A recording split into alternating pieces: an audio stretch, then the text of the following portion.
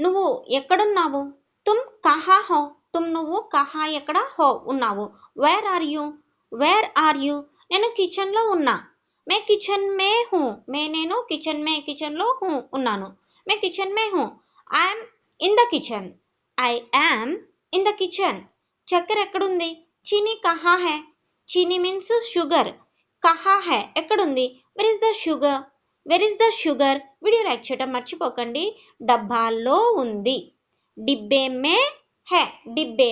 డబ్బాలో హై ఉంది. It's in the container.